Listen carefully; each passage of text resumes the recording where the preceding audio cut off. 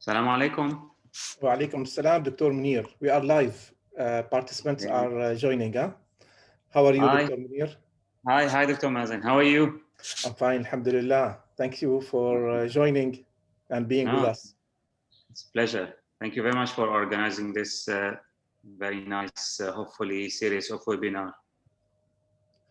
I know that your efforts are behind the success, inshallah. Inshallah, hopefully. Thank you very much. Thank you. So we will Is Dr. Kodeh already joined or not yet? Oh, it seems not yet. Yes.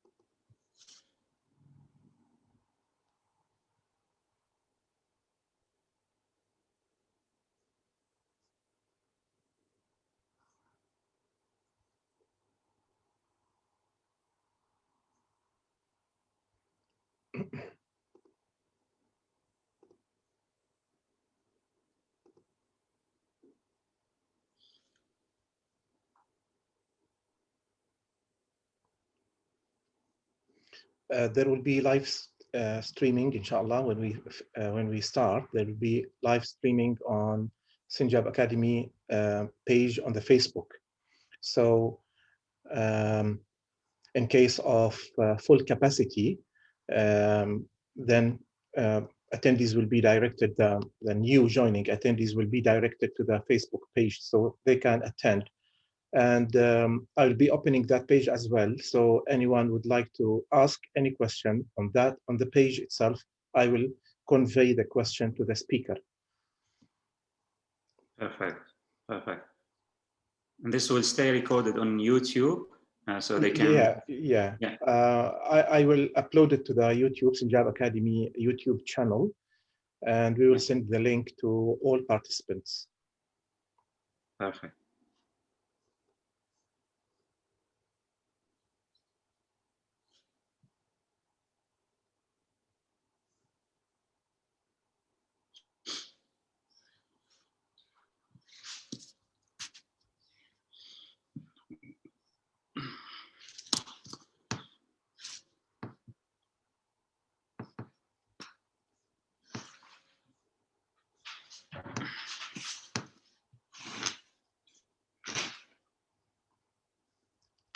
Dr. Kodeh, Assalamu alaikum. Unmute yourself, Doctor. We cannot hear you.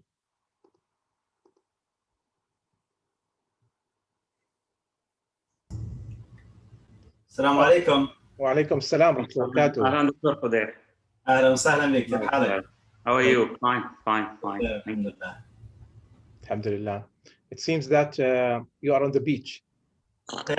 That's my dream. The weather is nice in Canada, seems like. Today is 0, alhamdulillah. So false view then. You are using false view.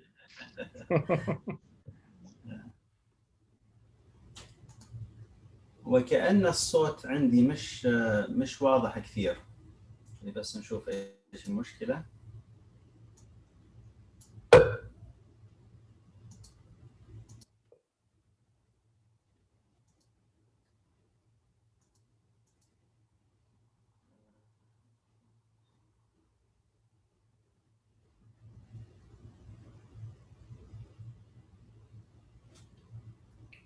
صوتي واضح عندكم؟ نعم. Yes.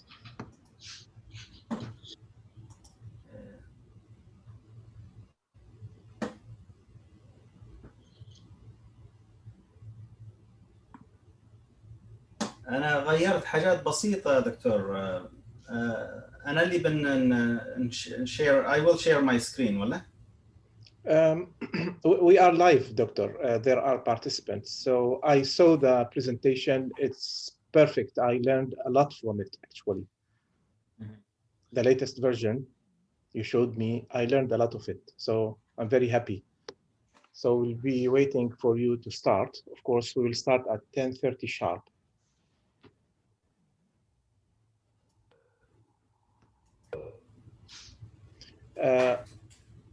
It seems that your net is not continuous. It seems it is interrupting like this. دكتور قديح. مش عارف، أنا عندي مستمرة. Okay.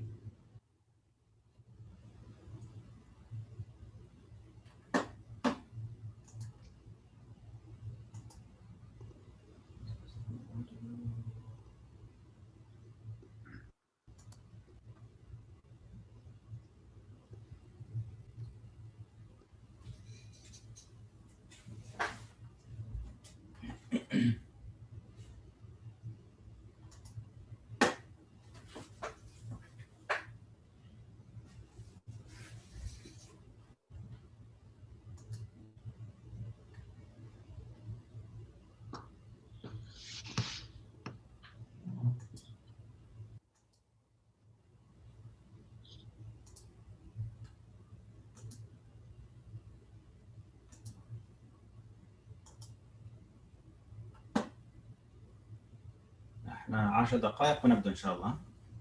إن شاء الله. خلينا ندير معك شير للسكرين بس نشوف نتأكد أن الأمور كويسة. Yes, please. Can you share your screen or shall I? حاضر. I think you, as a panelist, you can, right? Check.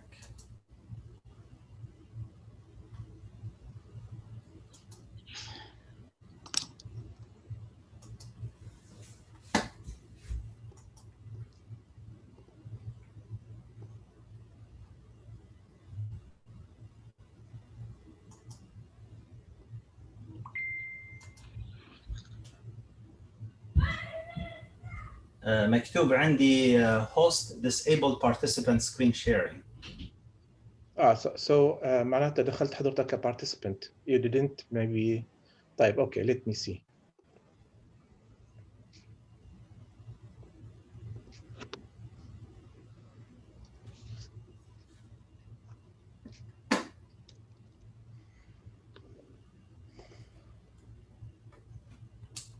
Yeah, good. And start sharing when someone else is sharing. Okay, now you can, doctor.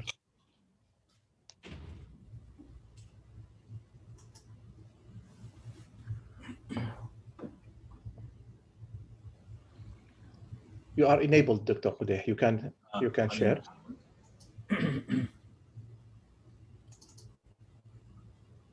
Yeah, good. We can see. Okay. Hide the slides because the first question, nobody should know what's the answer. Okay.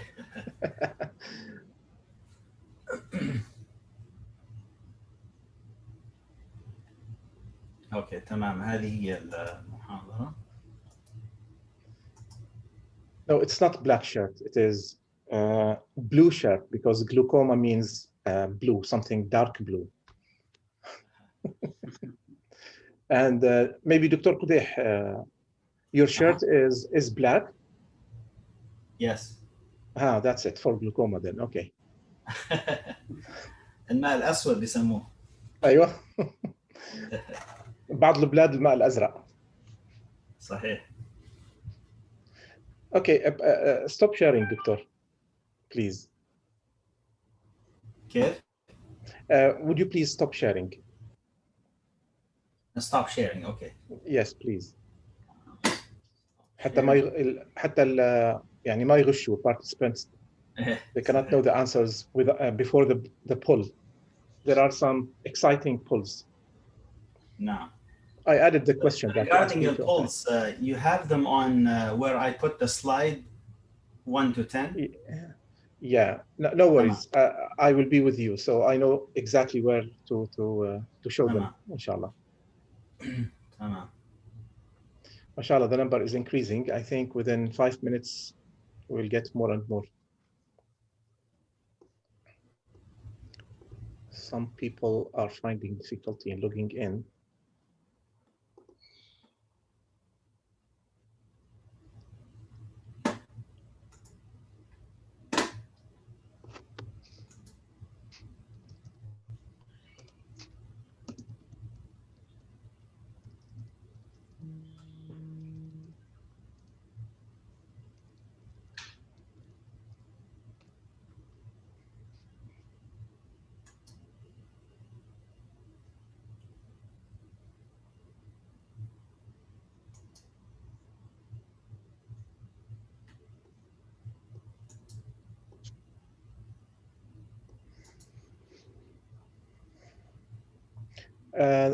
The session will be live as well on, there will be live streaming on the Facebook, on the page of Sinjab Academy. In addition, at the end, the recording itself, we will upload it to Sinjab Academy YouTube channel. So I will send the link to everybody, just in case you would like to see it. And even for the speakers, I would like to review it. Inshallah. It will be ready by tomorrow, inshallah, on the YouTube. But live streaming will start whenever we start. So dear participants, please tell your friends who are not able to log in for some reason, although it is very easy. Inability to log in means that they did not use the same credentials that they used when they signed and when they registered. So please tell them if they cannot sign in, no problem. There will be live streaming on Facebook. They can watch it on Facebook and they can ask their questions on the Facebook page, and I will convey the questions to the speaker.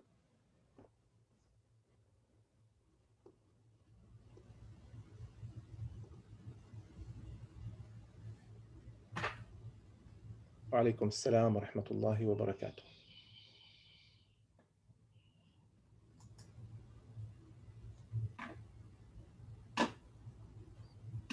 Still 3 minutes and we will be starting.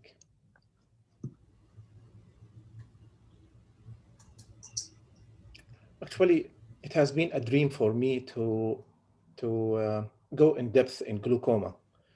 Actually, glaucoma and retina are the dark rooms, let's say, of the eye.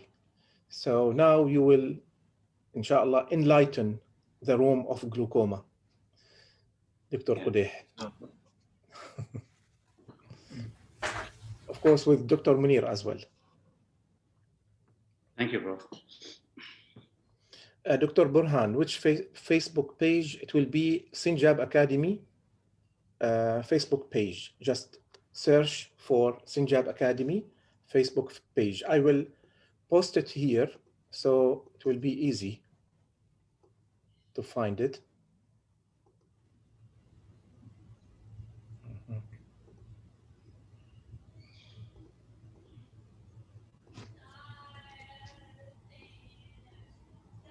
Okay, so that's it.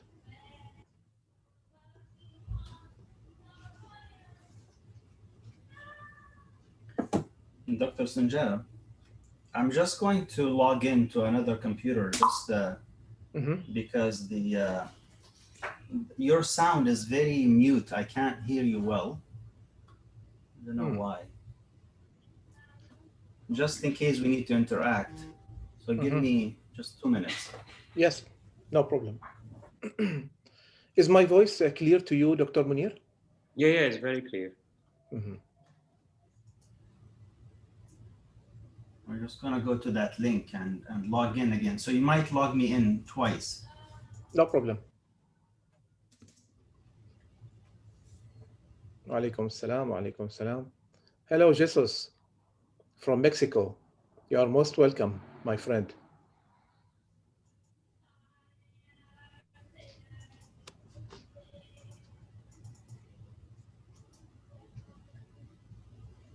Alaikum salam, jami'an. Good, number is increasing.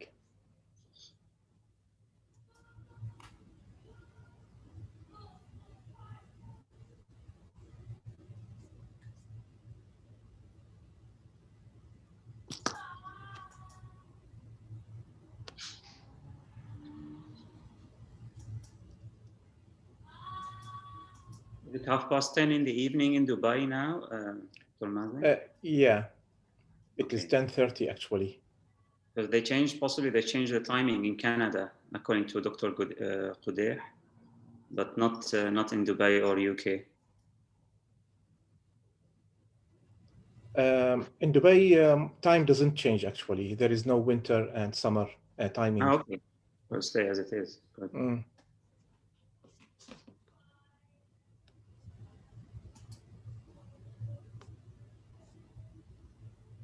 I think the time is up. Should get starting. So did you log in from another device or not yet? No, I wasn't able to, but that's okay. Because I'll be. I can hear you, but it's just very, very minute. Like the sound is very low. Very strange. So I'll try to speak loudly when I ask you a question. Is that okay? Yeah. Should be fine. Yeah, but you can hear me nicely, right? Yeah, everybody can hear you very well. Okay, sounds good. So let me know when I should share my screen. Okay, so let me first. Okay, so we'll start now. Bismillah ar-Rahman ar-Rahim. Assalamu alaikum wa rahmatullahi wa barakatuh. Hello, everybody. Good morning, good evening, good afternoon, wherever you are, and welcome to the first series of Sinjab Academy Club. It is the glaucoma series. The aim of the Sinjab Academy Club is not to have it as a conference or to have it as a personal experience from pioneers, like a clinical experience or surgical experience. It is not like any other presentations or series of lectures. The aim of this Sinjab Academy Club is to establish the guidelines and to establish the evidence-based method in approaching patients and studying patients and doing the investigations, reading the investigations and interpretation, in addition to surgical skills, of course, based on the science itself, and of course on the self-experience of the pioneers.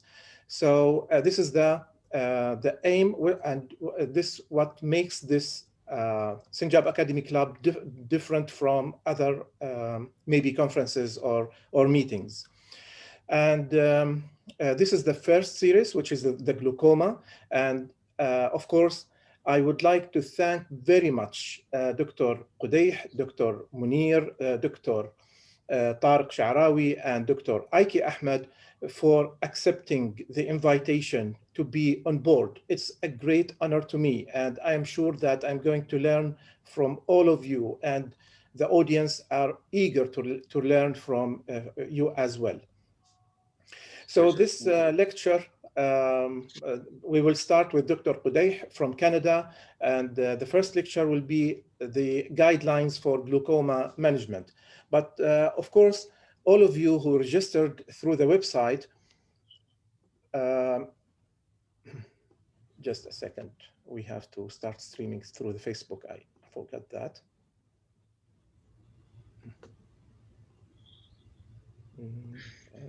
To page you manage. Yes.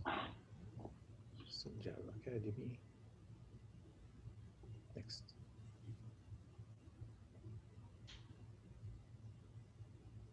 I'm sorry for that.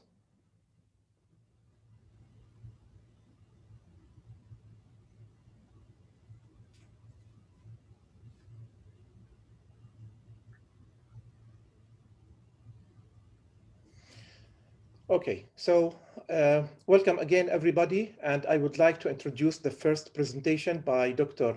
Qudayh. Dr. Qudayh graduated from Al Arab Medical School in Libya in 2000. Then he moved to Canada, where he completed his residency training in ophthalmology at the University of Ottawa. Then he completed a postdoctoral clinical fellowship training in glaucoma at the University of Toronto in Canada. After completing his training, he was appointed as teaching staff and glaucoma specialist at University of Manitoba in Canada. So thank you very much, Dr. Qudayh, to be with us, and please start and share your screen. Thank you, Dr. Sanjab. I appreciate the opportunity, and I would like to welcome everyone on the planet, wherever you are.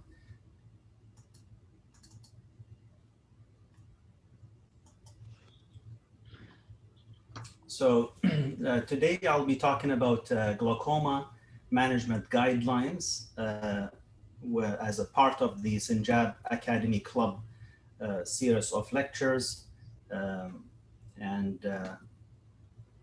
First, I would like to throw in this picture and see how many of you know this man. Just with the answer, yes or no. Yeah, I'm going now to put the poll to launch it, and please all, yeah, you can see the poll now. Please vote.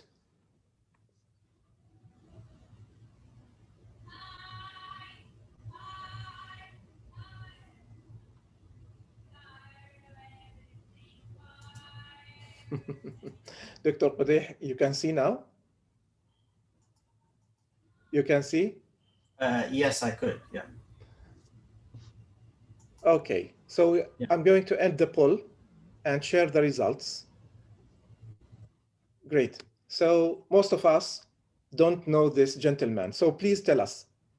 Okay, so I think this man deserves a recognition because this is Dr. David Sackett, who is the father of evidence-based medicine.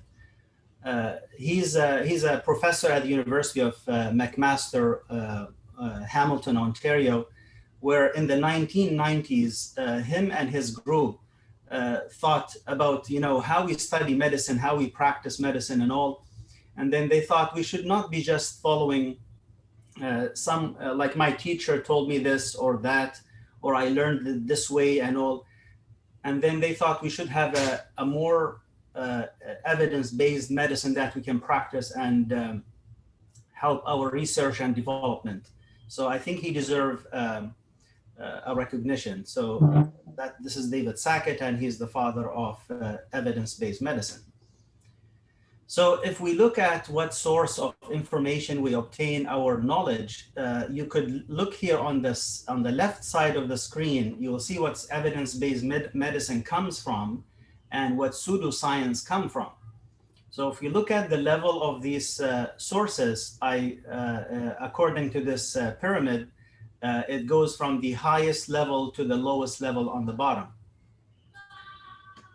So what we try to do, I hope by this time everyone had put their cell phone away, because cell phones nowadays are one of the biggest distractions, in learning activities. So I would appreciate that. So we're going to throw in another poll question. Do you currently follow any glaucoma practice guidelines? Yes or no?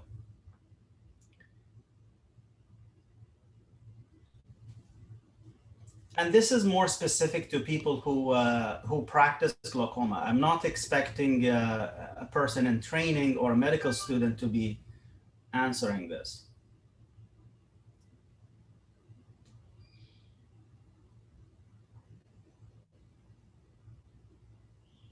I think that's enough. Yeah. Yeah. And poll, launch results, share the results. Yes, great. So, okay, so almost 65% there. Yeah. Mm-hmm. Okay, so this would be relevant to many. If no one is following, it would be a good time to know how to follow a guideline. And if you want to tweak or improve your practice, it would be a good opportunity. You can close that, Doctor.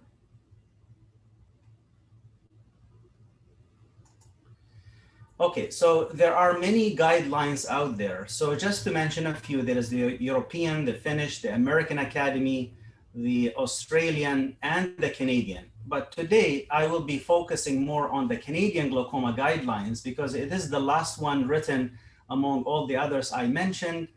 And I will have a bit of focus on IOP lowering and setting target IOP. And then there will be some recommendations and highlighted in this color. These recommendations are written by a group of ophthalmologists, glaucoma specialists. They were the expert panel of this document, the Canadian Glaucoma Guidelines.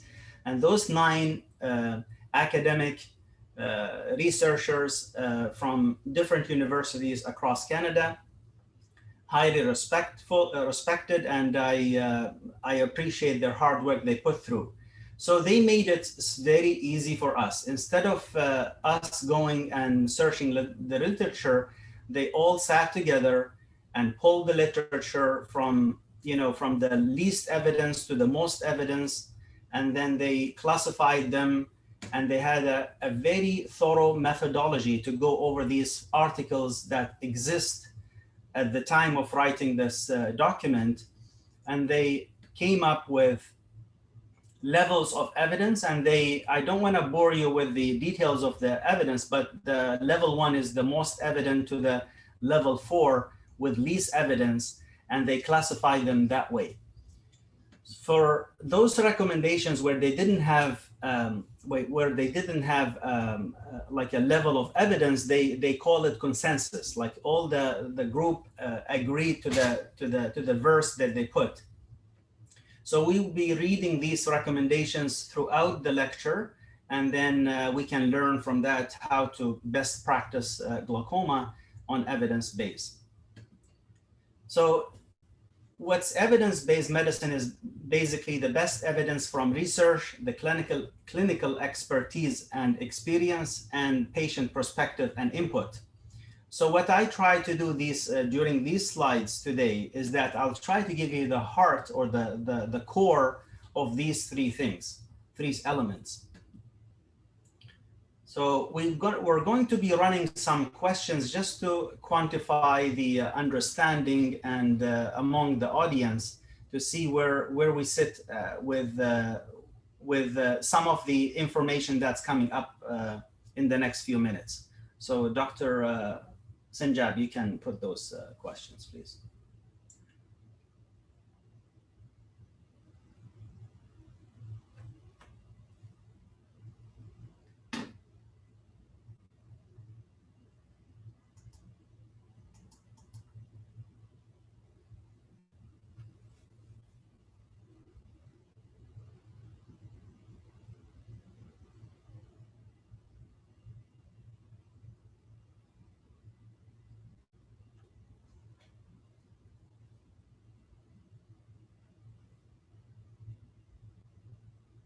I think that would be a good time.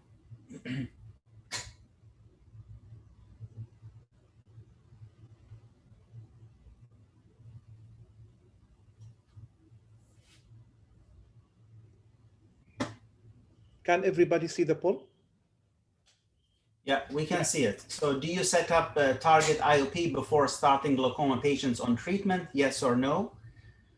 Do you stage the disease of your newly diagnosed glaucoma patient before you start treatment? Yes or no? How frequently you monitor a glaucoma suspect? Every 1 to 2 years? Or every 6 months or every 3 months? And then you can scroll down and see more. Do you do gonioscopy routinely on glaucoma patients? Yes or no?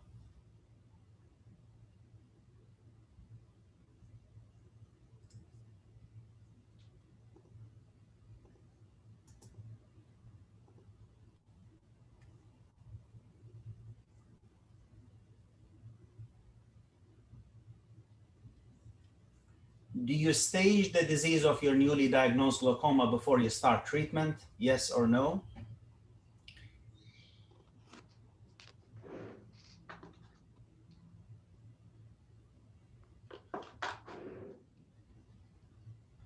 Seems they all over. Okay. How often do you calibrate your glaucoma Goldman tonometer?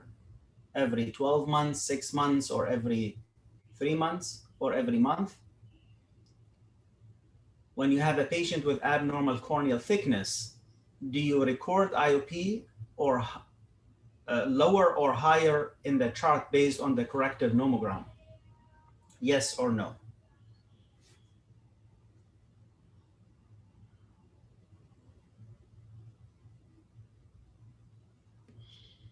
Actually, very interesting questions, Dr. Qudeh. Yeah, very practical questions. Yeah, what we're trying to do is just classify ourselves. Are we aligned with these guidelines, or are we doing anything different? And it's a chance for us to reflect and see where we're at. So 15 seconds and we will stop the poll. So try your best to answer.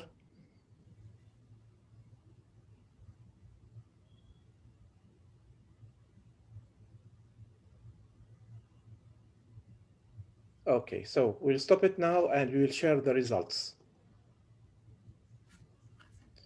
Okay, so do you set up target pressure? So mostly are doing, that's great. We have a few still not.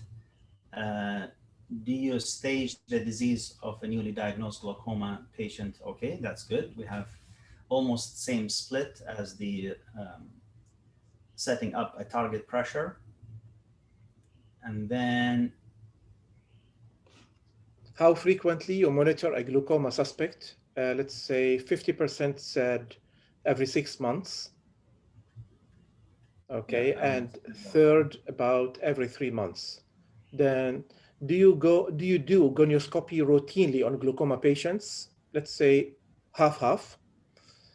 What tests do you conduct when screening for glaucoma?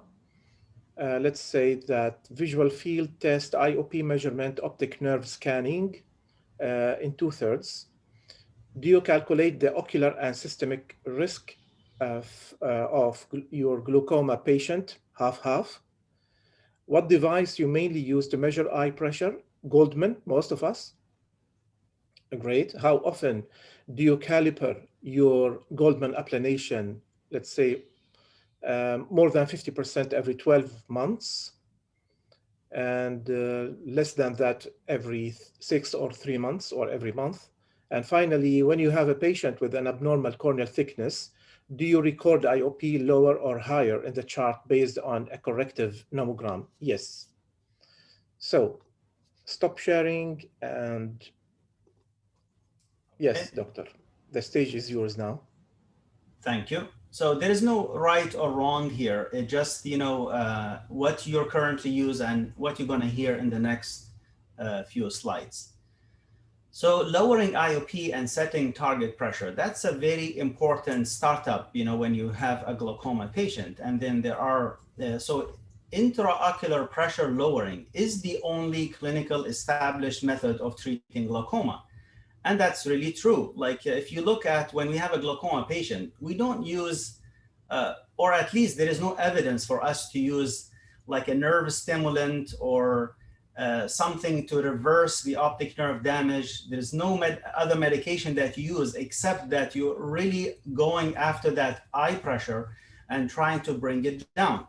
And that is the only clinically established method of treating glaucoma based on evidence. The effectiveness of IOP lowering has been established in several well-designed prospective randomized controlled trials.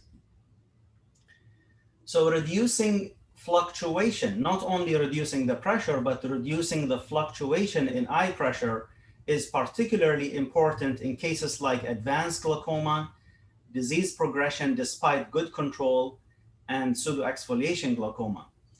Or perimetry glaucoma in general. These patients, you might, see someone with seemingly very good control, and every time you check them, their pressure is fine, but they are fluctuating part of the day or some days, and that works like a hammer. You know, when you have a hammer, when you have a persistent pressure, it is less likely to damage the nerve than having a pressure that goes up and down like a hammer and keep hammering the optic nerve fibers. So formulation of target IOP is one of the most important steps in treatment. Target IOP is defined as the upper limit of a stable range of measured IOPs deemed likely to retard further optic nerve damage.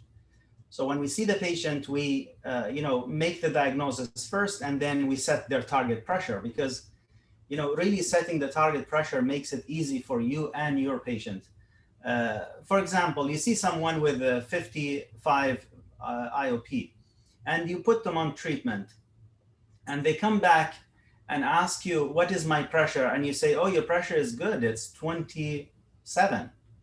And everyone is happy, and you think, okay, you're done. But no, you have to set up a target. So it's a number you reflect on, and if you keep on, like the patient has a target, you have a target, there's a number to work around it, it makes just everyone's life easy. And that number doesn't come like that. It comes with some factors. So what are these factors? First, we have to stage the glaucoma into one of the 4 severity groups. You either classify them as suspect, or early, or moderate, or advanced glaucoma. And then that will allow you to put that number. The following factors also should be considered, like assessment of the optic nerve and or visual field, patient factors, age, life expectancy, quality of life, risk factors for progression, and then patient's own input. So there is a fine line between setting an appropriate goal to prevent optic nerve damage and being overly aggressive in IOP lowering. So if we look at this diagram, it will show you how many of these factors can be incorporated into setting a target intraocular pressure. So if you look on the left side of the screen, first and the most important is the level of glaucoma damage, which is the severity of glaucoma. So obviously, the early the damage, the higher the target can be, and the more advanced the damage is, the lower the target can be. And then if you look at the life expectancy, for example, if you have someone comes in with a diagnosis at age 95 versus someone at age 25, who would you want to be more aggressive with? Of course, you want to be more aggressive with the one that's 25 years of old, because if they live like the other person, they're going to live another 70 years. So you want to look at that longevity of that nerve and if it's going to be handling that pressure or not. But to make someone who's 95 years old, to make their life miserable just to get a target pressure of 12, and you're throwing all these medication that's affecting their heart and they're affecting their breathing and affecting their sleep and not to mention, so you don't really have to be that aggressive. And then also you look at the untreated IOP. If you have this is, for example, if you have someone comes in with a severe optic nerve damage, but their initial untreated intraocular pressure is 17, this person, you want to be very aggressive and you want to lower their target to the lower possible. But another person comes in with, let's say, 40 intraocular pressure, but they have optic nerve that's barely damaged, like just a 0.6 cup and no much of visual field changes you could see. So this person definitely can be on the higher range of target. Then additional risk factors, for example, I'll give you one example. That would be a person comes in and say, you know what, I have no family history of glaucoma. I'm living a healthy life. I have no other medication to take. I have no other systemic problem. So those have low risks. So you don't really have to be that aggressive with your target. But if someone comes to you and say, I have a sister and a brother who went blind, my dad and mom went blind, and I have aunt went blind from glaucoma. And then you go, hey, this is a very aggressive disease. So we have to be very aggressive based on that additional risk factor. And then the rate of progression. So let's say you see someone, initial visit, you set up a target pressure, and then after 6 months, they lose additional 50% of their visual field. Then you will say, wow, this is very fast. So I have to be, this is a fast progression. I have to be more aggressive. And you, of course, go to the lower target versus someone who you follow for, let's say, 5 years and barely any changes happen. So they really have no or slow progression. So you can be on the higher range of target. So what they do in, well, this is more theoretical. I won't bore you with this, but it just basically want to, you know, classify your patient into suspect, early, moderate, or advanced. And then you want to set that target pressure to the level of their disease. And on the left, on the right corner of this of the screen, you could see all these randomized controlled trials where this information was derived. So let's take some practical points. So if you have a glaucoma suspect in whom you decided to treat, then a 24 millimeter of mercury with at least 20% reduction from baseline is a very reasonable target pressure. If you have an early glaucoma, based on the classification of early glaucoma, by the way, all this information, how to classify a disease or stage it, it's available online, you can find it, but let's say you know that information and you want to classify them. So the early glaucoma would be 20 millimeter of mercury target, at least with a 25 reduction from baseline. In a moderate glaucoma disease, 17 millimeter of mercury would be a good target with at least 30% reduction from baseline. And in advanced or severe glaucoma, 14 or low teens millimeter of mercury with at least 30% reduction from baseline.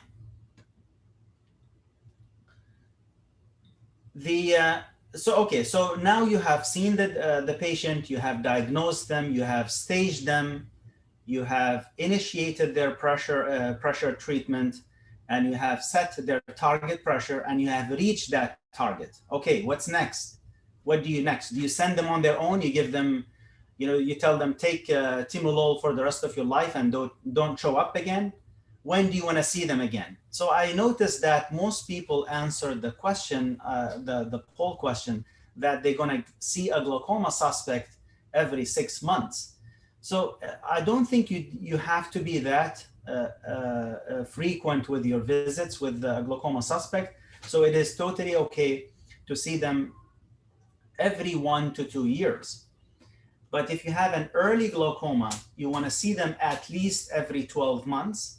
And if you have a moderate glaucoma, you want to see them almost every 6 months. And if you have advanced glaucoma, you want to see them at least every 4 months.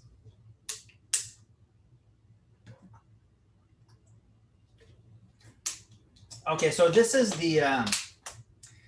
these are the recommendations made by the expert committee.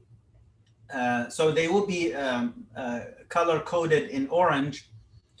So you see the recommendation here in orange, and then you see the level of evidence, or if it is consensus, you see it all in orange to highlight.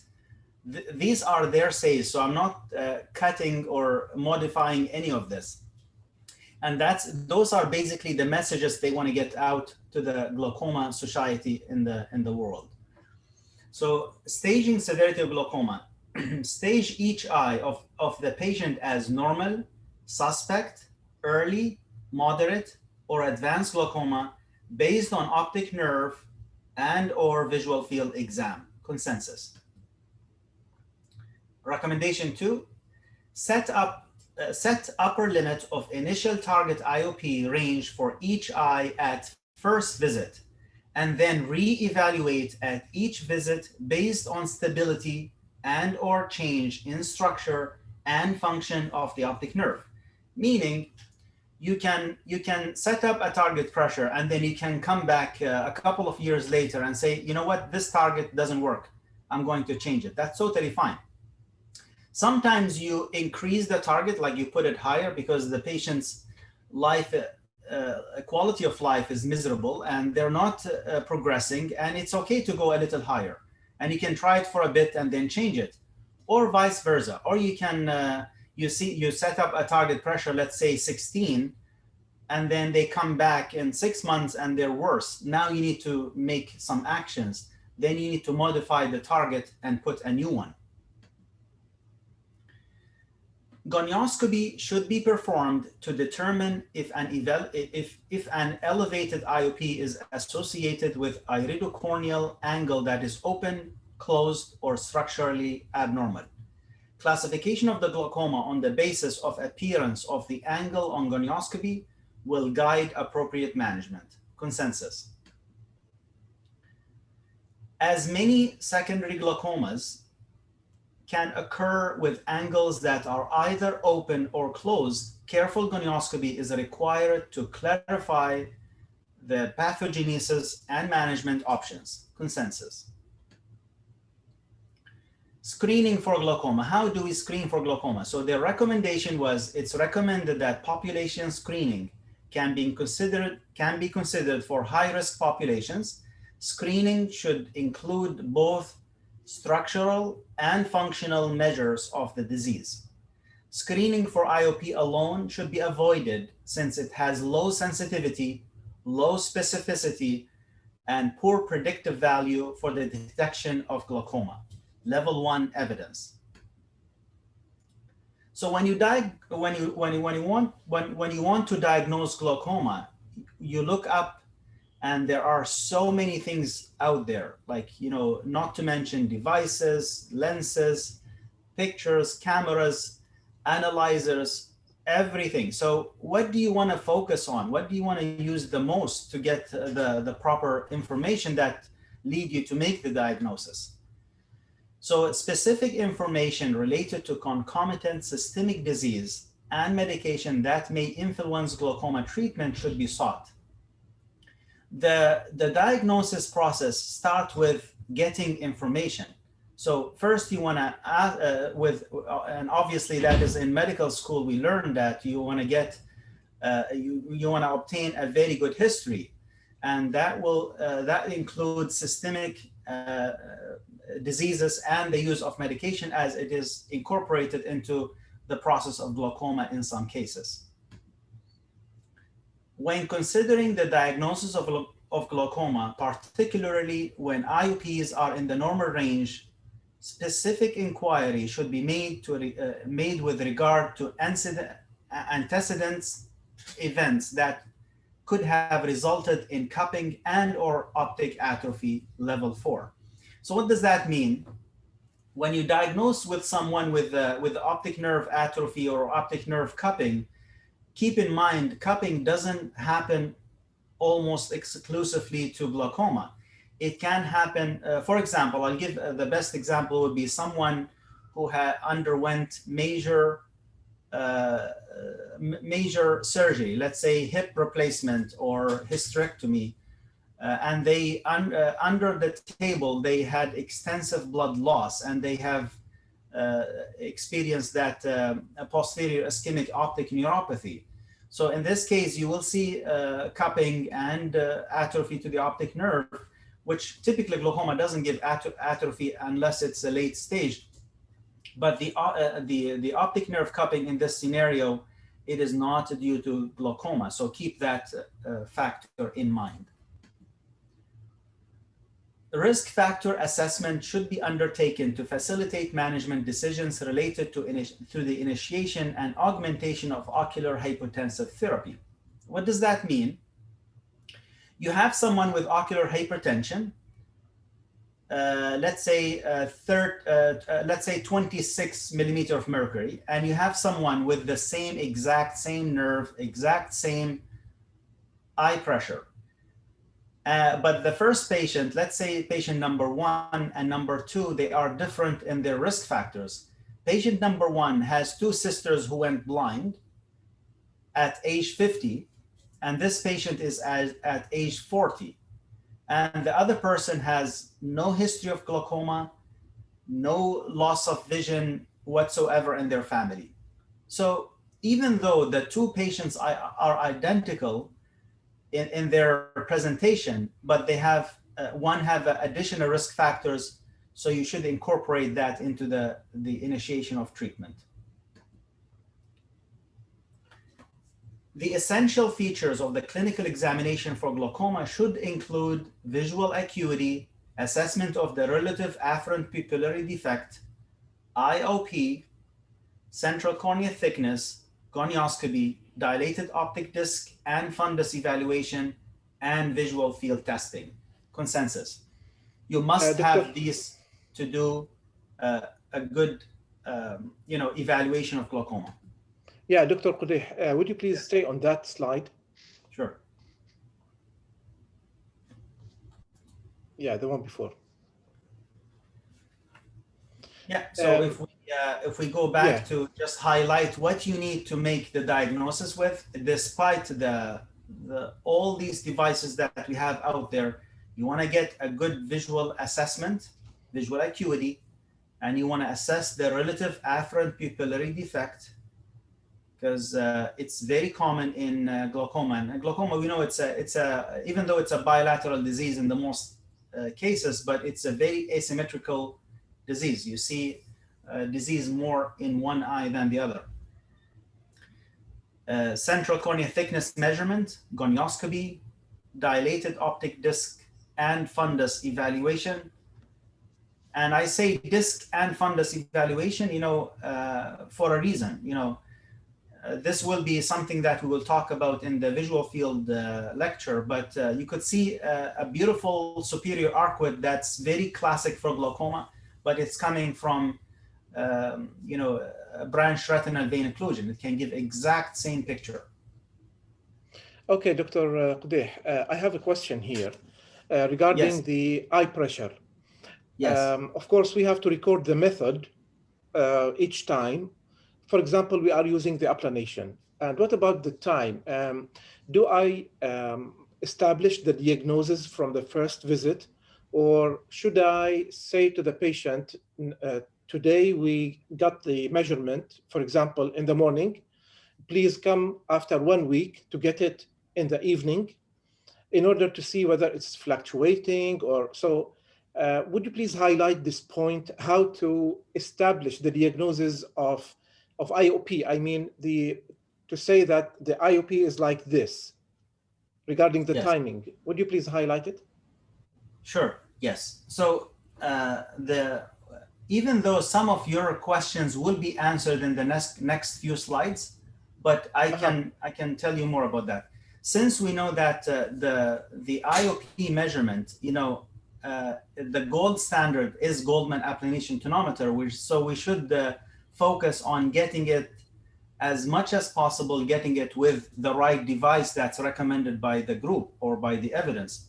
So getting it with applanation tonometer like Goldman would be like choosing the right method, and then documenting the time. I say it's important because if you wonder one day down the road why this patient is always measuring good but still progressing, and then you bring them another time, and then you might be surprised where you find the pressure fluctuates during the day, and that's something that you didn't know. So by just having the time documented in the chart, it might help you when you see the next, let's say a patient likes to come every day, every single visit, they like to come first thing in the morning because they have work or something. And then one day you ask them to come at the end of the day, and they come in at the end of the day, and then you'll be surprised with the information you find. So that's why documenting the time and the method is important. On the other hand, if someone has a cornea thickness that's very, let's say very thick cornea, and then you check them with a non-contact tonometer, and they measure it so high, and we know that can be affected by non-contact tonometer. And then you check them with Goldman. So the method here comes important. Mhm. Now, making Okay. the diagnosis is not a single thing that you, and as we said, the pressure measurement alone is not enough to make the diagnosis. You need to have all the elements that I described here in the, including the visual field testing, the optic disc assessment, and the corneal measurement, and the intraocular pressure measurement. Of course, there will be lectures devoted to visual field testing. And, Correct. Yes. we will be waiting to hear from you the difference Yes. between 30-2, 10-2, when to use that, when to use That's this. right. Yes. Okay, so in the coming Yes. lectures. Thank you. That Thank will you, be Doctor. detailed, detailed explanation on when to call a visual field glaucomatous. Mhm. Okay, so when it comes to intraocular pressure measurement, you have all these toys around you, and then you wonder, which one should I be using? So as Goldman, applanation tonometer is the most reproducible. It is recommended for IOP measurement in patients with healthy corneas. Level 3. Consideration can be given to finger tonometry. Even finger tonometry, we think it's not an important thing. No, there is value for it.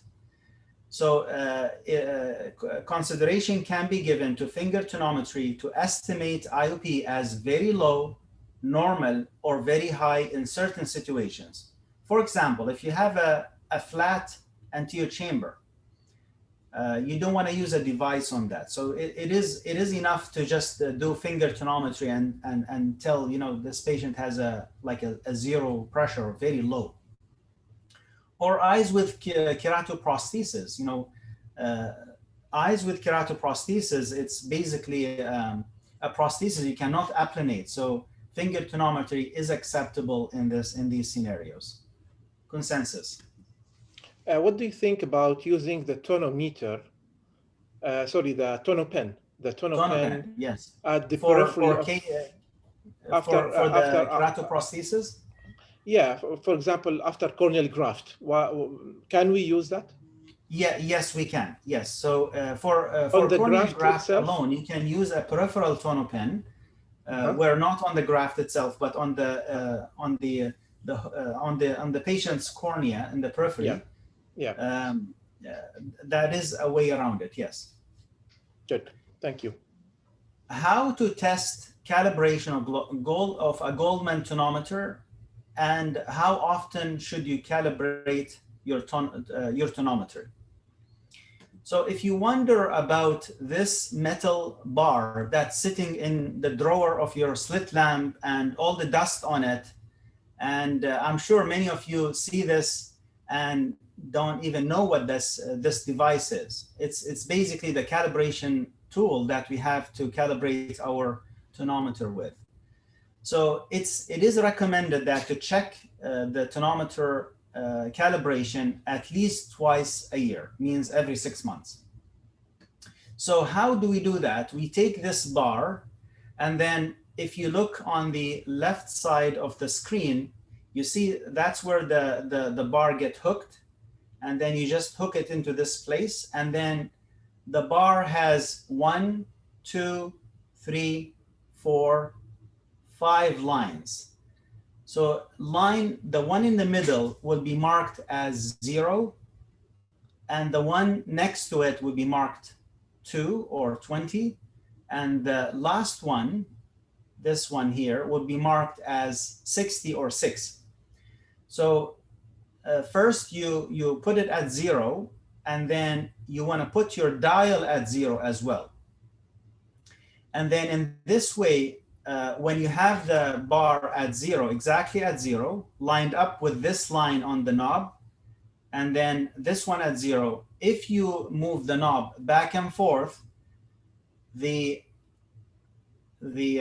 prism of the applanation tonometer should go back and forth in a very like a pendular movement. It should go back and forth within half a degree. I'll show you more. So within half a degree, back and forth between the zero, the applanation tonometer or the prism should go back and forth like a pendular movement. That's a check yes. That means this tonometer is calibrated at position 0. And then you move the knob, or sorry, you move the bar towards towards the examiner. So you move it this way to position number 2. And you repeat exactly the same thing here, but now your knob will be on the 20 millimeter of mercury of pressure, not on 0. So you move it to 20. So here you're calibrating the tonometer on the 20th pressure. That means it's calibrated when it's measuring around the 20th. And then you move the knob more towards the last one, towards number 6, where you also move your dial to 60 pressure. You go all the way to 6, and then you repeat that same thing. You go between, let's say this is 6, so you move that within a half a millimeter of mercury. You move it back and forth, and the prism should go back and forth like a pendular movement like this. That tells you this tonometer is calibrated.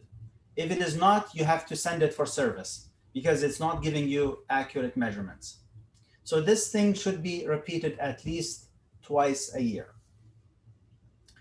So applanation tonometer tips should be disinfected between each patient's consensus because it can be a source of, as it carries a human fluid, source of infection. Handheld devices such as Perkins, Kowa, Tonopen, and handheld non-contact tonometers are useful in children and in those unable to come easily to the slit lamp. Consensus. Central cornea thickness and its measurement. So that's a very important element of a glaucoma workup. Dr. So Qudeh, what do you... nomograms that Dr. adjust... Qudeh, Yes. Sorry for interruption. What do you think about the air puff? Air puff? Yes. Air puff is not a very preferred method, you know, especially it's affected by corneal hysteresis, as you know, and you know, especially when you have an extreme corneal thickness, whether it's too thin or too thick, it can give you a very inaccurate measurement. So therefore, we do not recommend it. I think the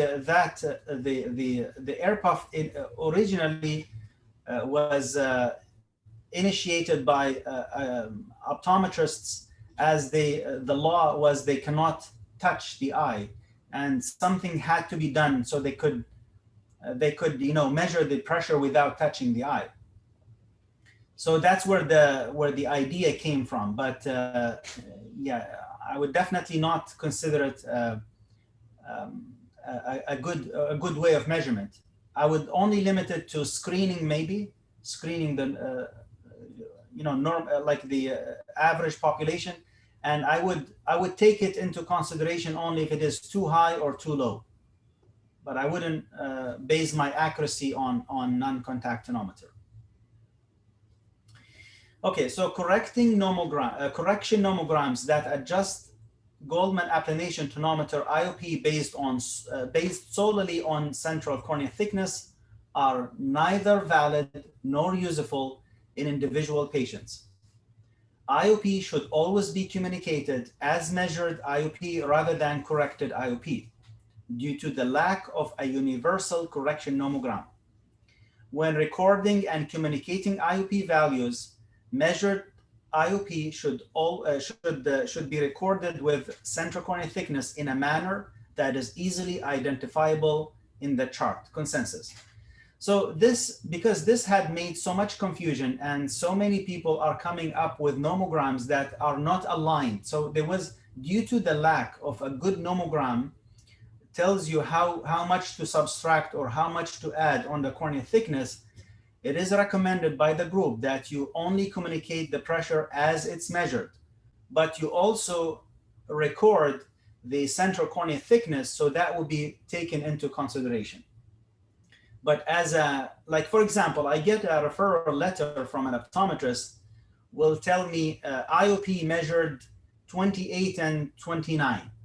And then they will put in a bracket after correcting with center cornea thickness, which is very low. Let's say they have 450 micron of cornea thickness, but the pressure that they measured was, let's say, 19 and 20, and they say this is their pressure. No, that's confusing. That's, you know, you say, okay, they have a risk factor, they have a thin cornea, and their pressure measured this way by this method, and then you can, you know, you can make your case, because there is no general value for these nomograms.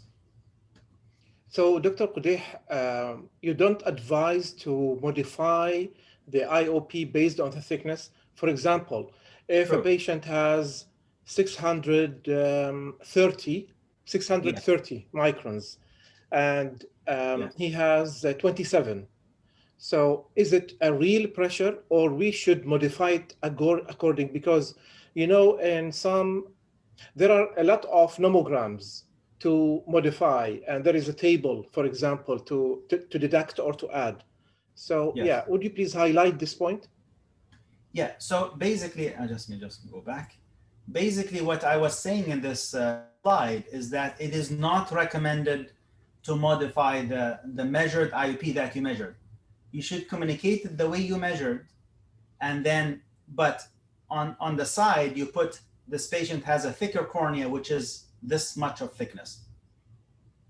Because the absence of a good nomogram, there is no good nomogram that can we don't have a universal nomogram that we can all work together on. Great. So may I direct the question to Dr. Munir? Since Dr. Munir is in the UK, do you modify in the UK based on some nomograms? Yeah, according to the previous guidelines, the NICE guidelines, that's the one which we depend on in the Royal College of Ophthalmologists here in UK. They used to modify it according to the CCT, but the NICE guidelines published in 2017, they kind of stopped this, like they stopped giving figures about this, and they're recommending taking this into consideration for sure. The NICE guidelines is saying if the pressure is more than 24, regardless whether this is glaucoma suspect or whether this is early glaucoma, you need to treat, but take into consideration the other factors. And the most important factors they mentioned is the family history and the life expectancy of the patient. So if the patient, for example, has very strong family history and they have thick cornea, let's say, and the pressure is 25, and on the other hand, they have long life expectancy, I would still treat according to the NICE guidelines. But if the patient, let's say 80 years old, and even if his cornea is thin and he has borderline eye pressure, if the cornea is like, thin and high pressure and no family history, I would just observe. So you just take into consideration a lot of things really. But I agree with Dr. Qudeh. They stopped like giving any figures for this. You need to take family history, life expectancy, and obviously pressure and CCT into consideration, and then decide according to everything. Thank you very much. Great. Okay, Dr. Qudeh, please go on. Thank you. Okay. Measurement of central cornea thickness, preferably with ultrasonic means. Meaning, again, with some topographies can measure cornea thickness for you. So it is less preferred to have an optical versus ultrasonic. Ultrasonic is a better one. Should be performed on all patients with glaucoma with ocular hypertension. The variance from the mean in a given population may under or overestimate the true value of IOP in a given individual, and may influence the risk of an individual with ocular hypertension converting to glaucoma. That's level 1 evidence. So role of imaging, again, you wonder, should I do, OCT, HRT, GDX? What should I do? Like just a normal picture, just a fundus picture, like a stereoscopic photo. What should I do for my imaging, part of the workup? So here's their recommendation from the group. They say baseline and sequential documentation of the status of the optic nerve are essential in the management of ocular hypertension and glaucoma and should be performed with photographs and or optic nerve head and RNFL analyzers. So even that they're telling you, you should document that in a sequential way. That means you have one today, one next year, one the year after, and keep on documenting that. And then comparing every visit to see where they're at. So it still could be, even as if you don't have access to an OCT or those fancy analyzers, even a basic photograph is enough, to follow your glaucoma patient. Role of psychophysical tests and neuroimaging in glaucoma diagnosis and monitoring. It is recommended that static automated perimetry be used as the standard for visual field testing for glaucoma diagnosis and monitoring. A testing strategy such as STITA standard is recommended as the preferred choice for following patients with glaucoma, while CETA fast should be considered for screening and diagnosis only. Level 3.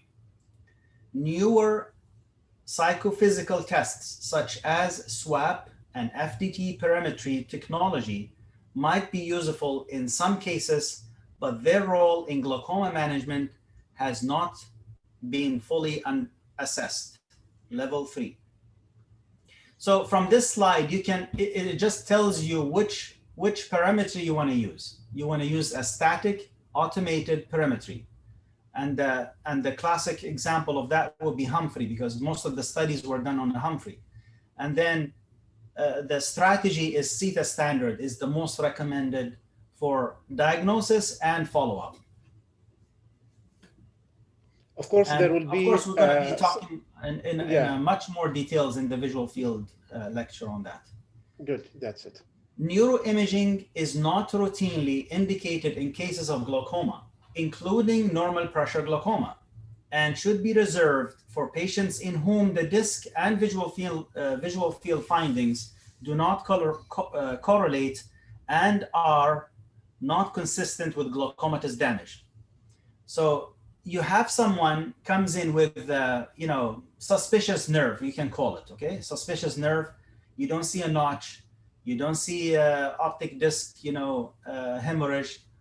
And then on the visual field, you see like a hemifield defect, and then, or a superior arcuate or something, huge. It should have come from some sort of damage that should be obvious to you. So in these cases, you do want to neuroimage them and then make sure they don't have something central that's affecting them. I have a question here, doctor. Yes.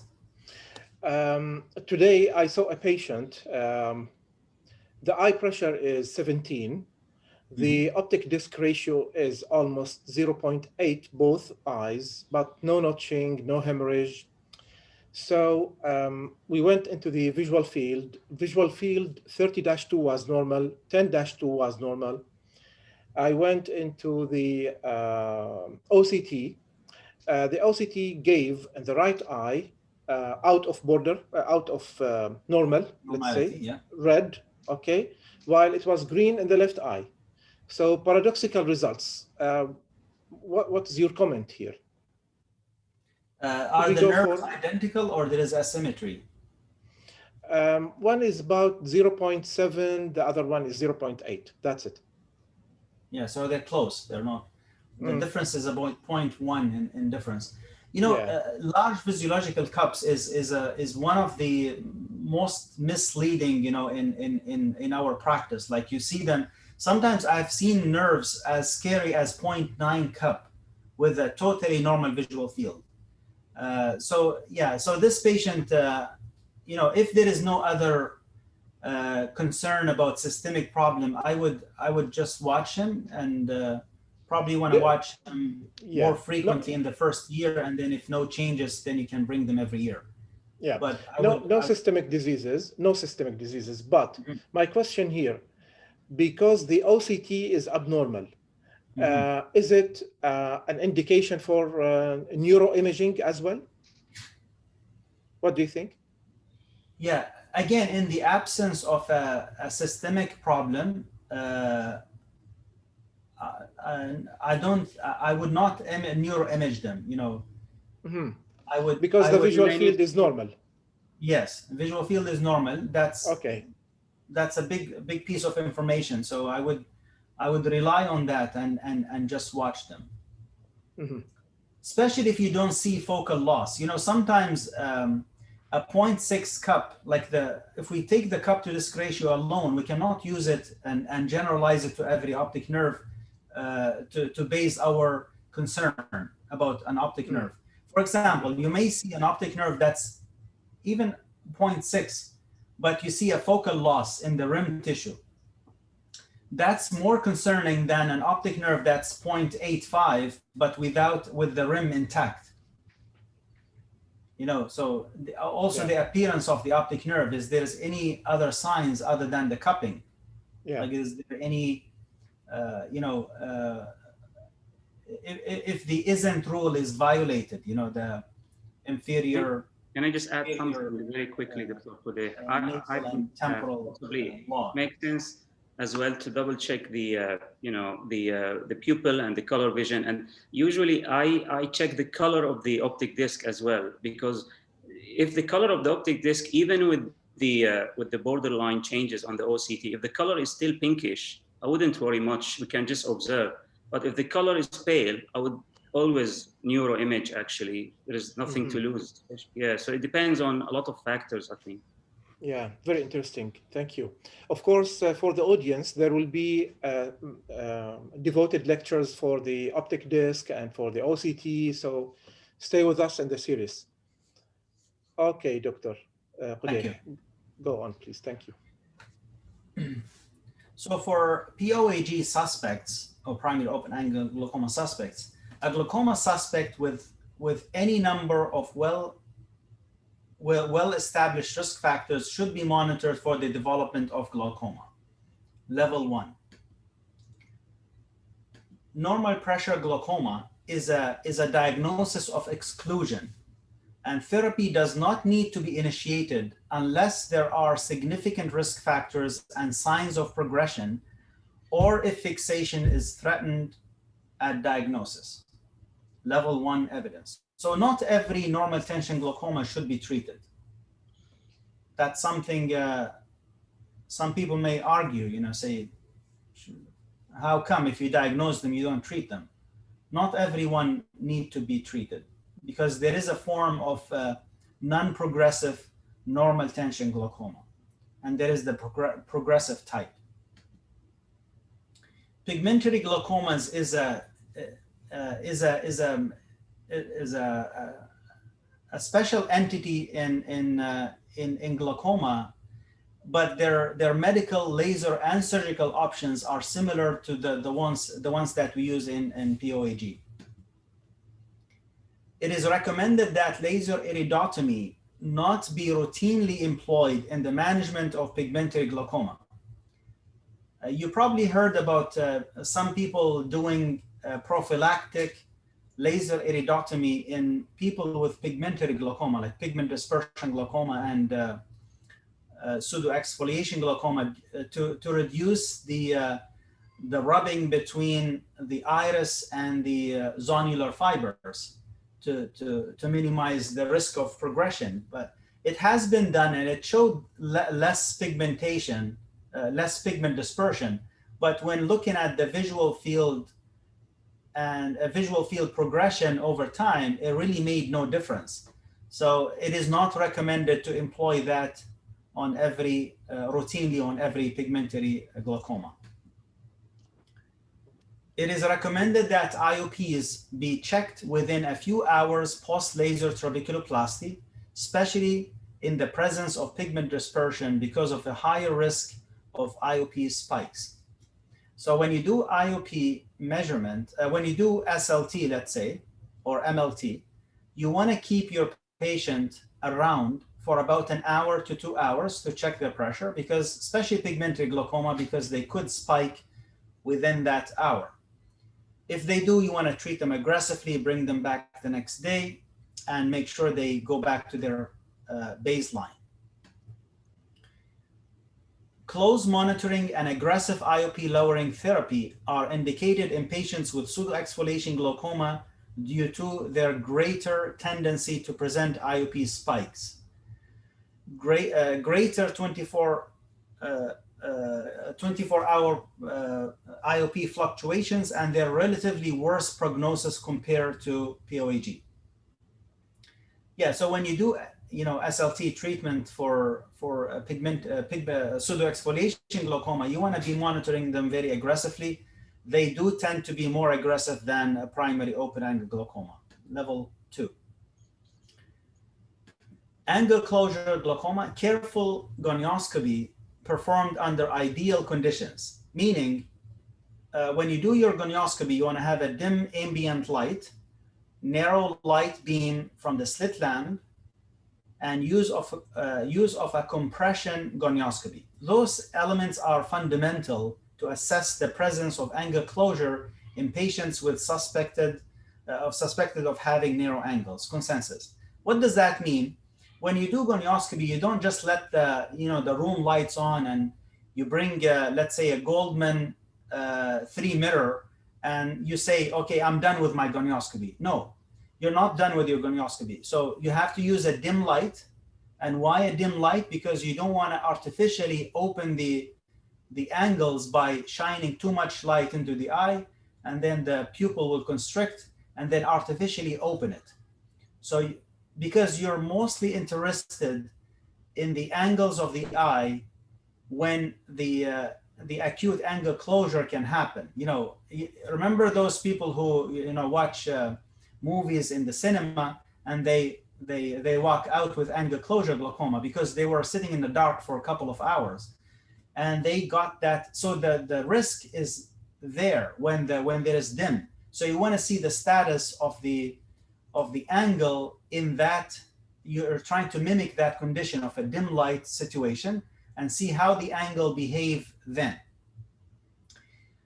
And then also compression gonioscopy. It's important to use compression gonioscopy, and not every gonio lens can do compression gonioscopy. You have to be you have to be able to push on the cornea and do that indentation so you could see if there is a closure, whether this closure is appositional or synechial closure. And it's very important to differentiate. For example, the one fact that, let's say you have a closed angle, okay? So you measure the gonioscopy and you see there's a closed angle. And you wonder whether or not you should do peripheral iridectomy, to save this person from getting acute angle closure glaucoma. So you push with the gonioscopy and you see this closure was appositional, meaning when you push, it opens up. So in this way, it is recommended to do a PI to save them. But if you don't see, if it is all synechial closure all the way around, what's the point? Why would you do a PI? It's not going to help the patient. So that's where the importance comes to compression versus non-compressive gonioscopy. Laser peripheral iodectomy should be performed in patients with narrow angles at risk for an attack of acute angle closure level 1B. Dr. Qudeh. Yes. What is the type of the gonioscopy to use it for compression? Gonio lens to use it for compression. Is there any specific type? Yes. Yes. Yeah. So the classic type will be the Zeiss type. The Zeiss lens, they call it the Zeiss. Okay. It can be used for compression. Correct, yeah. The Zeiss Okay. or the Sussman, those are the two classic types of compression gonioscopy. Okay. You can like nowadays there's more to it. They you know, from Volk, I have this lens which is called the 6-mirror lens. The 6-mirror lens has 6 mirrors, and you'll be allowed to view the whole angle in one position without having to rotate the lens. So it's more convenient for the patient and quicker for the examiner too. So that one is an indentation gonioscopy, and to know the difference between them, whether this lens is let's say you don't know, you don't recall the name at the time of examination. If you look at the tip of the surface that touches the cornea, it's very small for the indentation gonioscopic lens. But for the non-compressive gonioscopy, you'll see a big cavity there where you can put gel. And a coupling gel is important for those non-compressive gonioscopy lenses. And the classic example of that would be the Goldman 3-mirror. That's a non-compressive. And those non-compressive ones are useful in when you're doing treatment, like let's say when you're doing an angle treatment, like a laser trabeculoplasty. Laser peripheral iridotomy should almost always be considered to remove the pupillary block component in angle closure. It is even indicated in suspected cases of angle closure due to posterior mechanism or plateau iris appearance in order to eliminate any possible pupillary block component. It is not indicated in cases secondary to anterior mechanism such as angle neovascularization, iritis with PAS, as I was mentioning before, and iridocorneal endothelial or ICE syndrome, or epithelial downgrowth, as pupil block is not typically a factor in these situations. Consensus. Neovascular glaucoma. The treatment of neovascular glaucoma is aimed at controlling the cause of the new vessels, meaning you want to target those abnormal blood vessels in the retina, so PRP laser, anti-VEGF injections. IOP is controlled by the usual protocol for open angle glaucoma. If good visual potential, then tube filtering procedures are often required. If minimal visual potential, then cycloablation can be used. Ciliary block glaucoma, or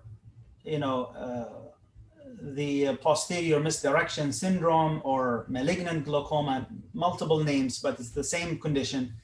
Initial treatment includes laser iridotomy to minimize any potential pupil block component, cycloplegia with atropine, something very strong you need to use. Acute and I can add to this, you stop if there is any pilocarpine, because that could be the reason for the pathogenesis of this. Acute treatment includes topical beta blockers, topical and or systemic carbonic anhydrase inhibitors, prostaglandin alpha-2 agonists, and systemic hyperosmotics. If the attack cannot be broken, then in phakic eyes, you want to do a vitrectomy. And in pseudophakic eyes, you can, before doing vitrectomy, you can always attempt YAG laser anterior hyaloid lysis that could avoid the situation of going through vitrectomy. Ciliary block or aqueous misdirection syndrome must be considered in any patient with postoperative shallow anterior chamber with elevated or even normal IOP. So that's where people sometimes get confused. I have seen aqueous misdirection syndrome or malignant glaucoma even in patients with a pressure as low as 9 or 8. So you should not miss this diagnosis by and be fooled by the normal intraocular pressure. In progression, assessing disease severity is important to determine which tests might be the most useful for each individual. Patients with glaucoma should be monitored with both structural and functional tests, as progression can be detected by either method alone. Meaning, when you look at, going back to your case, Dr. Sanjab, you said that person you think they might have, like you test them structurally, you test them functionally, they're doing perfectly well, but you tested them functionally, you tested them structurally, and they showed this optic nerve thinning. So that's where, assessing the severity and the importance, you should be doing both tests, like always parallel. Even if, always want to see how well this nerve is functioning and how well it is built and maintained its structure. It is recommended that a correlation between structural and functional changes be sought in suspected progression, even though it is more common for a change to be detected with one or the other independently. Meaning it's always good to correlate. For example, you do an optic nerve scan, and then you find, or you visually see it. You see an inferior notch, and you see the visual field test show you a superior arcuate. So there's a correlation right there. It's always good to make that, to put that contrast together, to have that correlation. Even though sometimes they don't align, but it's important, and it's recommended to have that correlation. The clinician's response to a new progressive event should be to confirm the change with a repeat test, not to jump on the first test immediately. Visual fields may need to be performed more frequently during periods of apparent progression. So let's say instead of having, let's say you bring your patient every 6 months and they were totally fine, and then one of the 6 months they come back and then there's a progression. You don't call it progression from the first time. You want to bring them maybe every month after that, just to confirm that progression. So you're not going out of your scope, but you're just confirming a point that popped up in the middle of your management of this particular patient. Ultimately, it is important to calculate the rate of progression over time. And then what's more important is to see the progression between today and 5 years ago. That's where the importance comes. In order to establish a good baseline and to detect possible rapid progression, several visual fields should be performed at regular intervals in the first 2 years. Consensus. Therapeutic options for lowering IOP. So what options you have? You have topical or systemic medication, you have laser trabeculoplasty, you have filtration surgeries with all these kinds, and you have cycloablation ablation laser procedures. Initiation of medical therapy should involve discussion with the patient about the nature of the disease, risks and benefits, and common side effects. The patient and their caregivers should be involved in the therapeutic decision-making process. Consensus. In order to maximize patients' quality of life and adherence to the treatment regimen, the clinician should strive to utilize the minimum number of medications with the minimum dosing frequency to achieve the target range. Consensus. So this is a very real life example. Like you have a patient that is, let's say, 85 years old, and they have all these sorts of heart problems and all.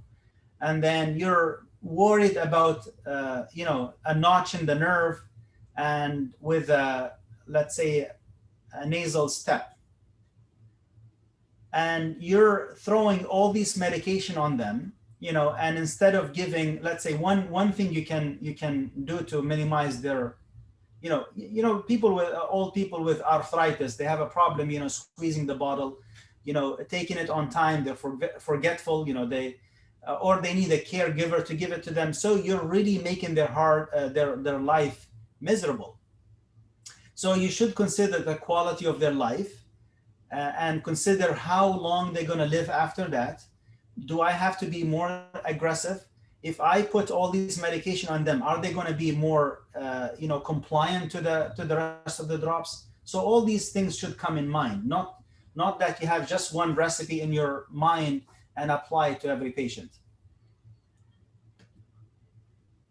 A uniocular therapeutic trial could be considered to evaluate the efficacy as well as the tolerability of a newly initiated topical therapy. So it's an option, but yeah, I mean, to start uniocular therapy, I know it's for some practices is not it is not practical, but because you started and then you're going to bring them back, to see the before you put them on it for a long time. But it is something that definitely can be of a value. This would apply particularly to individuals with bilateral disease in whom baseline IOPs have been determined to be symmetric.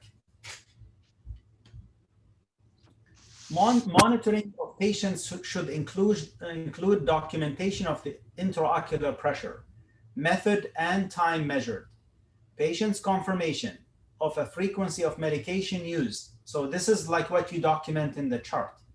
You document the pressure measured, the method, the time, the patient's confirmation if they have used their medication, and the frequency every visit, as well as the time of their last medication administered. For some reason, so many patients think that when they go to the doctor, they should not put their eye drops in. I don't know if you guys experience that, but I see this a lot. They say, oh, because we're coming today, we didn't put our medication. So you don't jump to conclusion. If you, let's say they missed their morning dose of Azarga and they're in your office and then the pressure is high. So don't jump into conclusions because of that. So that's why documenting this information in the chart is important. And this is how I ask my staff every single visit when they come in, a pressure measurement method and time documented, and the patient's confirmation of their frequency of medication because they tend to forget and all. And then also their last medication administered should be written in the chart. Preoperative discussion with the patient is paramount when planning glaucoma surgery.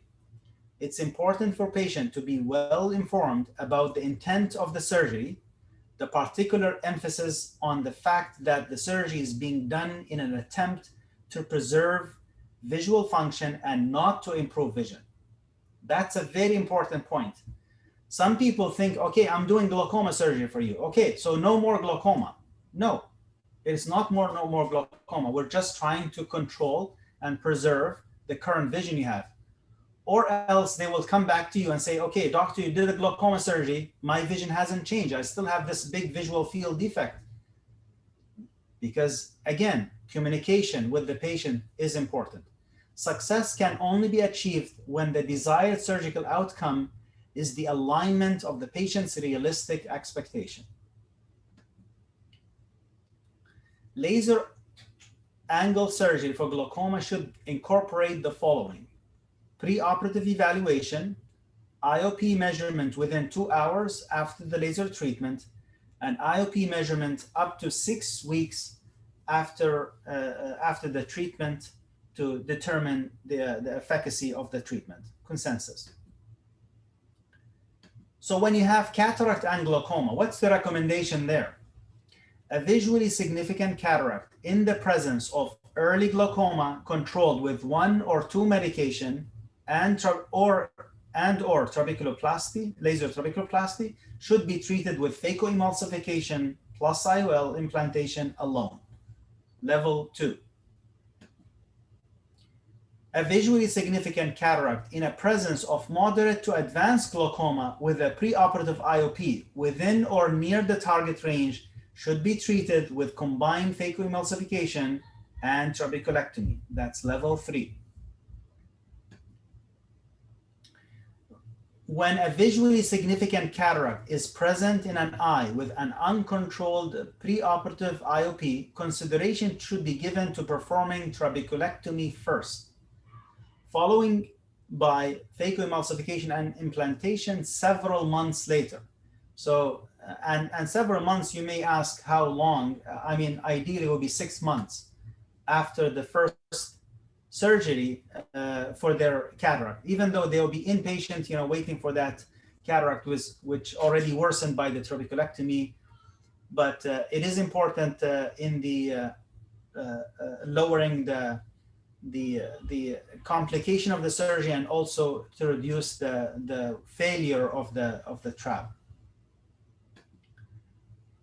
So in conclusion, these guides, which I just mentioned to you, these guides provide guidance to ophthalmologists on the management of glaucoma in adults. It did not address children. Advise users regarding pattern of clinical practice. These guidelines are not intended to restrict innovation, meaning we can still think more and be more innovative about our treatment. It does not provide a cookbook approach to medicine or to be a replacement for clinical judgment. It cannot be used as a legal resource, as their general nature cannot provide individualized guidance for all patients in all circumstances. And I want to finish my lecture with David Sackett quotes. I like this quote. He says, "Half of what we learn in medical school will be shown to be either dead wrong or out of date within 5 years of your graduation. The trouble is nobody can tell you which half. The most important thing is to learn how to learn on your own." Thank you very much. I appreciate it. Thank you very much, Dr. I would add to that quote to the audience. So in order to know which half, you have to stay with Sinjab Academy Club. Thank you, Dr. Qudeh, for the very comprehensive and very nice guidelines. It was so easy and well structured. So actually, we were stuck to the slides for every slide. And now we can we can ask some questions actually. And I would like to welcome Dr. Ali Sheikha as a panelist with us. Dr. Ali is a glaucoma specialist, one of the best glaucoma specialists actually. Thank you, Dr. Mazen. Welcome. Thank you, Dr. Qudeh, for this nice presentation. Thank you, Dr. Ali. Okay, there is a question. What do you think in phaco plus GATT? What is the meaning of GATT? I don't know, really. GATT, this is Gonio Assistant Transluminal Trabeculotomy, Dr. Mazen. Mm-hmm. So yeah, the question is to Dr. Qudeh. What do you think? Sorry, Dr. Sinjab, where are the, I want to see the... Press on the chat. Okay, scroll down. You find a question. What do you think in phaco plus? Okay, should I go through them from my, can you repeat it? I can't find it. Can you repeat the question? So what they mean by GAT, you said? It's phaco-GAT. What do you think about phaco-GAT? Oh, phaco, what I think about phaco-GAT. Okay, yes. Mm-hmm. Yeah, phaco-GAT is a nice procedure when it's performed in the correct patient. So again, it's a canal procedure where you're opening the roof of the trabecular meshwork to the anterior chamber and trying to bypass the trabecular meshwork and it's very cheap. It costs $5 to do. You know, if you own your surgical gonio lens, it basically costs you the price of a Prolene suture. That's all. I mean, I don't do it a lot. You know, I have a limited experience with it personally, but I know of some people who use it almost routinely in patients who are candidates for that. Okay, great. Now, another question. Some patients may have fluctuation of IOP with pain, okay? High pressure with pain, but the optic disc and visual field are still normal. Do we start treatment because of the fluctuation?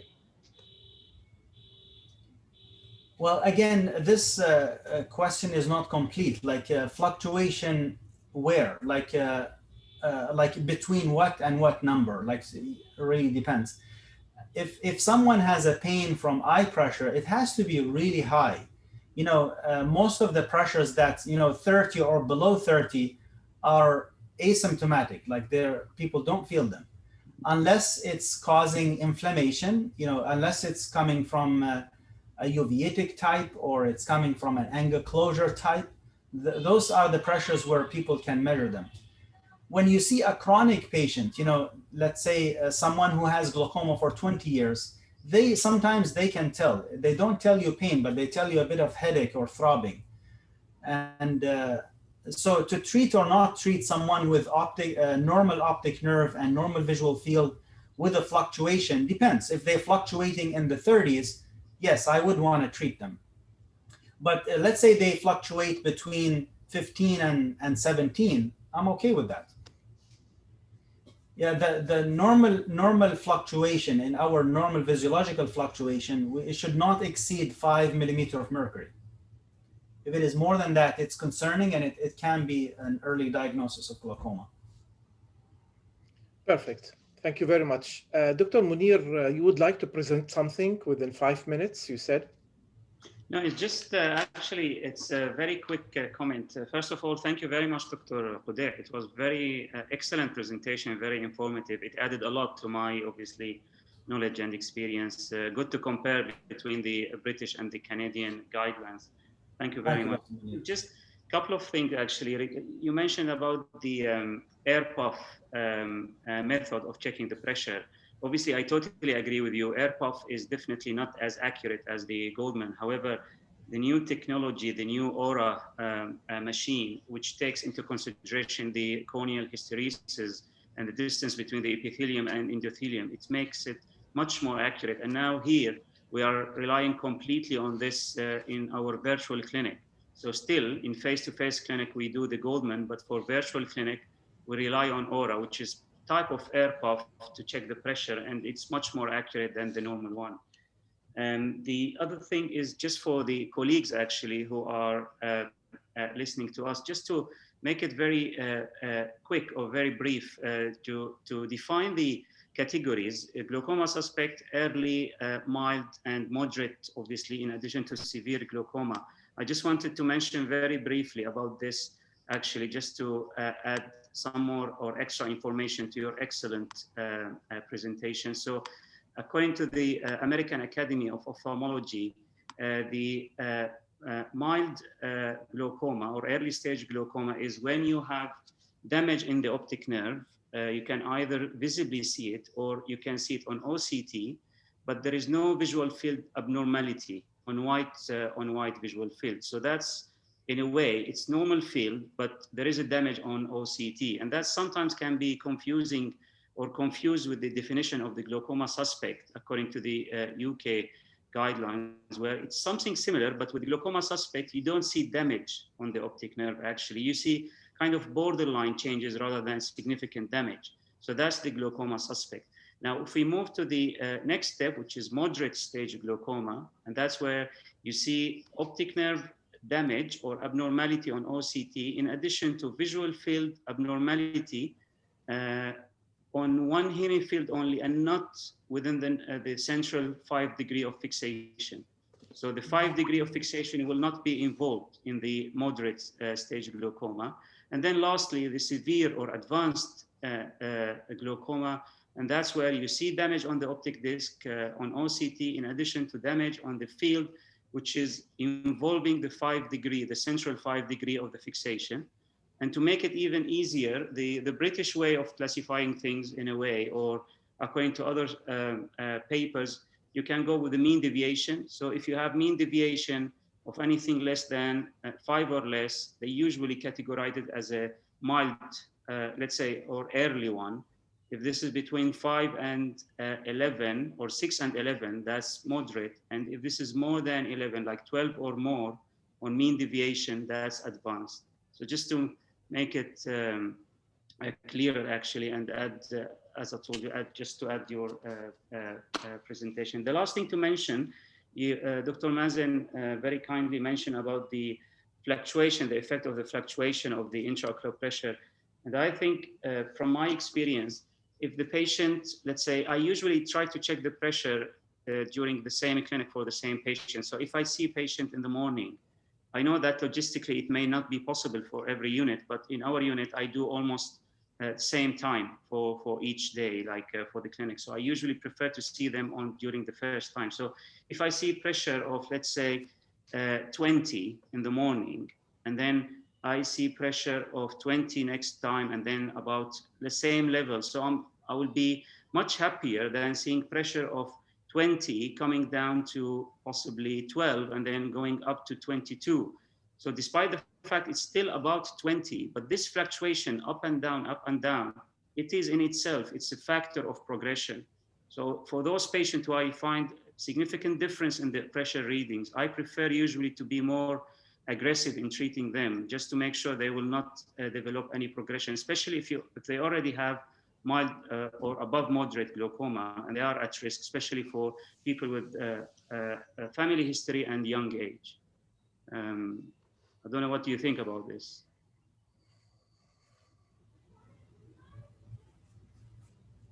Yes, thank you, Dr. Munir. Yeah, I would like to direct the question, your question, very, very important question, to Dr. Ali as well. What do you think about the fluctuation, Dr. Ali? This is, thank you, Dr. Mazen.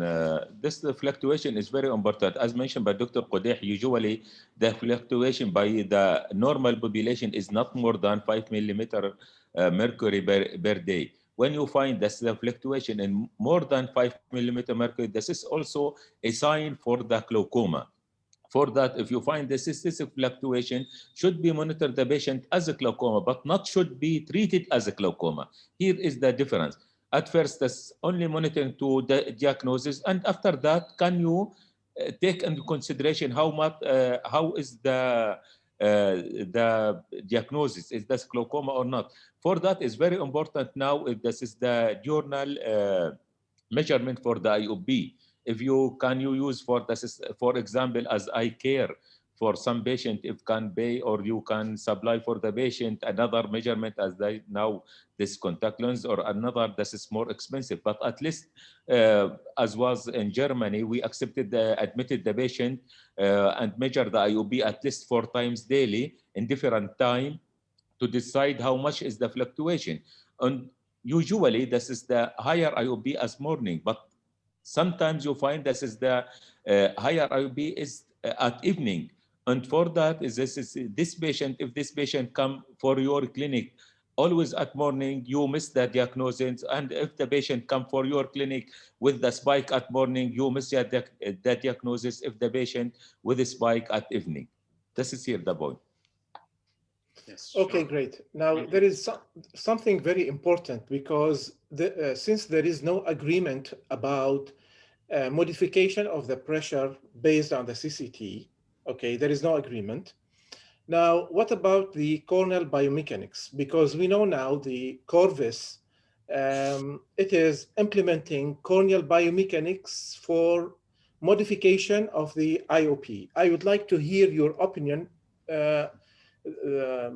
Qudeh, Dr. Munir, Dr. Ali, in this regard. We will start with Dr. Qudeh.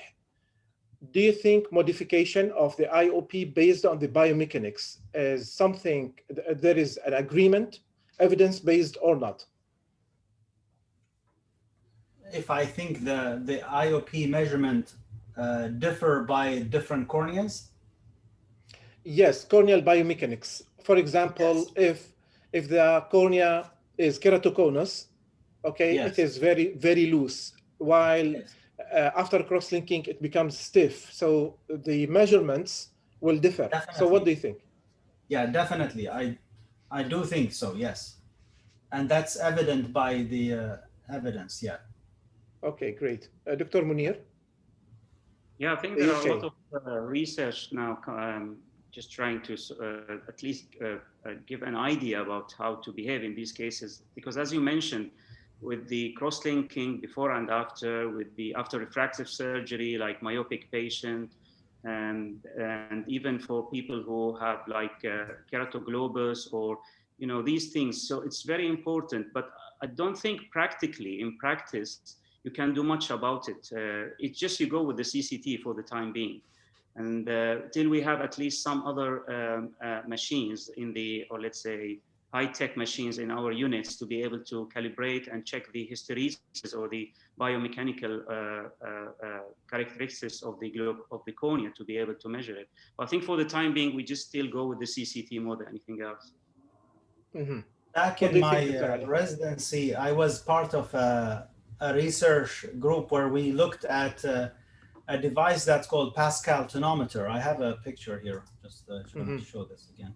Very good. So the Pascal Tonometer is this one here on the right side. Is the device that could measure the pressure without the effect of the corneal hysteresis or corneal factors. So it was eliminating that that thing.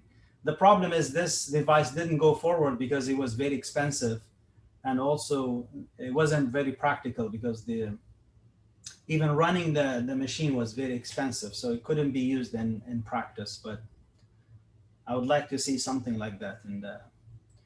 But I remember the Tono pen, like the regular our Tono pen, and this device, when the Tono pen was used peripherally in the peripheral cornea, and the Pascal tonometer, they were very comparative. So you can have a cheap way of getting that by the tonometer on the peripheral cornea. You can get close results to what the Pascal tonometer can give you on a central cornea that is abnormal. Okay. There are so many questions here. I would love to answer them all, but unfortunately, I don't think I'll be able to answer them all. But there is one good question here. Someone said, if you have malignant glaucoma or posterior misdirection and you're measuring low or normal pressure, how will you make the diagnosis? So the diagnosis is not basically based on the intraocular pressure. It's based on a few factors that you see. So you will have a very shallow or flat anterior chamber. You will have when you let's say it happened after a trab. So you check why this anterior chamber is flat, and you see there's no leak, there's no large bleb, that you can So where did the aqueous go? So the aqueous had to go somewhere. It went to the back. It went to the. So when you do ultrasound, you see no choroidals, and you see just an empty, space that's full of aqueous. That's how you make the diagnosis. And by the way, posterior misdirection syndrome not only happen after a filtration procedure, but it can also happen in a person who did not have any procedure before. So that sometimes can be the case. Like you will see it in a person who never had glaucoma before. Sorry, never had glaucoma surgery before. Okay, great. Thank you very much, everybody. Of course, we are over time, 45 minutes over time, actually. So that means, of course, that your presentation was fabulous, and everybody is still interested, although we are approaching 2 hours. I would like to apologize from those who could not answer their questions, but please stay with us because you can still ask the questions, because most of the questions are general, not related to the presentation itself. So you can ask them later in the coming sessions as well. Thank you very much. And I would like to thank Dr. Qudayh, Dr. Munir, Dr. Ali for being with us. And good night, everybody. Thank you very much, everyone. Thank you. Thank you. Bye.